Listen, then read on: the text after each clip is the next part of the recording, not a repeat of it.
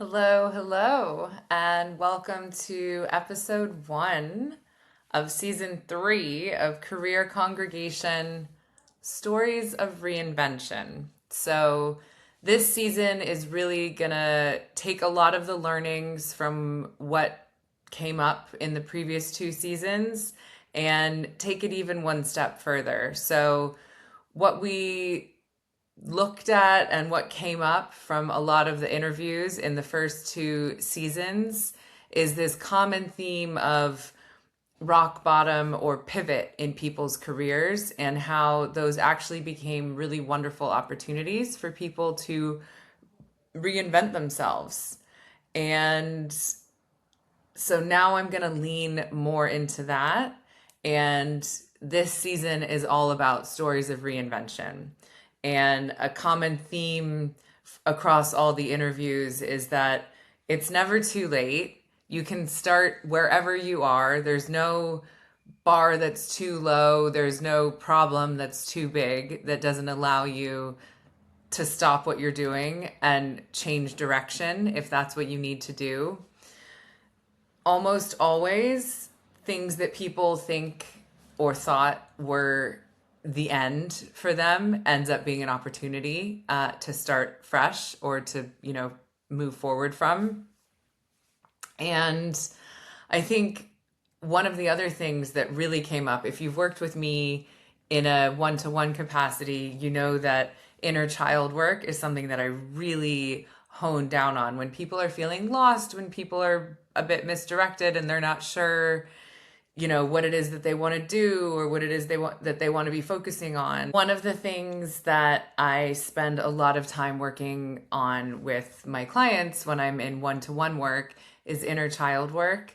And that's definitely one of the themes that has come up across the interviews is when people are feeling very lost, reconnecting with their inner child, even if they weren't aware that that's what they were doing, returning to things that brought them joy when they were young has been such a guiding light for so many people when they're feeling lost. And I have a number of exercises that I do with clients when they too are feeling lost or they're not sure what direction they want to be going in. I love to do inner child work and help people return to themselves. I've seen from a lot of interviews now, particularly around career choices, people will often push away the career that they actually want to do, and they did something, because society sort of encouraged them to do something that was more practical, or maybe something that they would earn more money on, or something that would make their parents happy. But ultimately, even if they ended up having a successful career in that thing, ultimately what was inside of them still was this yearning to do this other path that for some reason they had convinced themselves was impractical or unrealistic.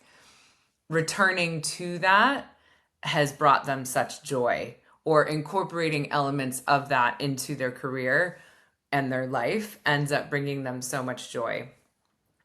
So I personally, if you've been following, since I started the podcast, this whole podcast has been my anchor through my own journey of reinvention, relocation, establishing myself in my field, in my career as a coach, as a therapist, as a podcast host. So this podcast has really been my anchor. And when I look at inner child work and things that brought me joy, one is really connecting with nature, which is something that I love so much, and being in an environment where more sort of outdoor living is celebrated is really big for me. Like, I've always dreamed of like an indoor outdoor kind of living situation, and absolutely being near nature. So when I was a little girl, I used to just put on my wellies and just go and disappear into the green Surrey countryside for hours and hours and hours. And now hiking is one of the things that brings me the most joy. I love being in the countryside and hiking, but I just love being outside in nature specifically, less in a big sprawling urban center. But that was something that I did for a long time. I lived in London for a long time. I'm actually recording this in London right now. I'm back visiting.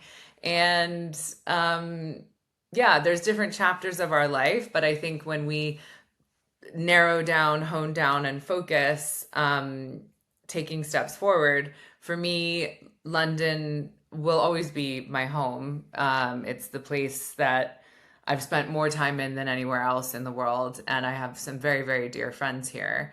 But my soul, on a much deeper level, wanted something different. And as you know, I've done a lot of exploring over the last year, gone to different places. I definitely got a lot of doses of nature in Ireland, and that was really special. And that is a place where I will continue to frequent.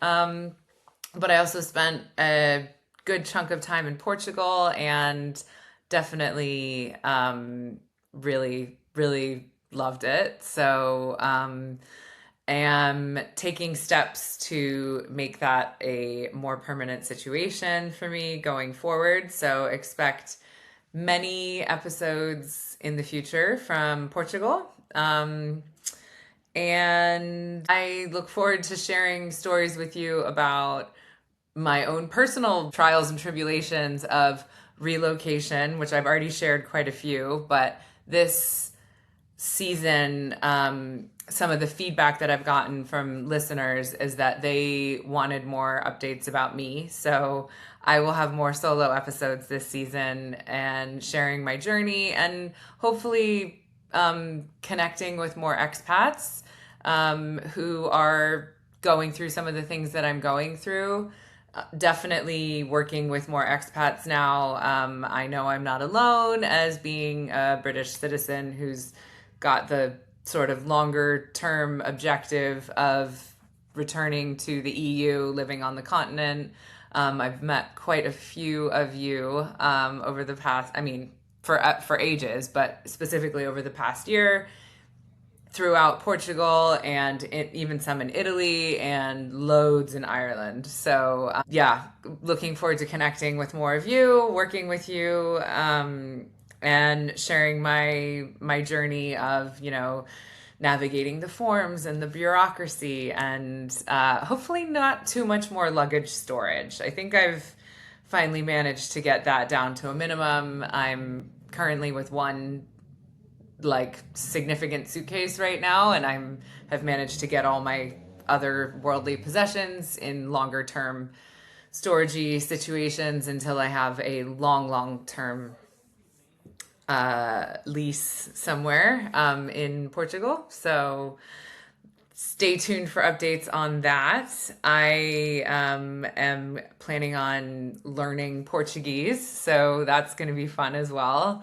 Yeah, so I'm just really excited. So you can be along for my own personal journey of, my relocation stories and, reinvention or whatever, just in this newer version of myself. I had to shed a lot of layers and really step through a lot of noise and skepticism and negativity from people who didn't understand what I'm doing, or people who are judgmental, or people who wanted to offer unsolicited advice even though they've never done anything even remotely close to what I'm doing. It takes a lot. So you have to really shed the layers, and I hope that this season in particular, the previous two seasons definitely, but this season in particular, if you are navigating something, if there's not very many people have done before in your life, or something really big and it feels really scary, I hope that you can find support and inspiration through the stories that you will hear on this podcast, and not feel so alone. So I'm really looking forward to everything that this season has in store. And yeah, to connect with me, my contact information is in the show notes. As always, there's a variety of ways that I'm working with people now. So I like to just start free intro call, 30 minutes. We can sit down, we can really hash it out, and I can go over everything that I offer with you and we can take it from there.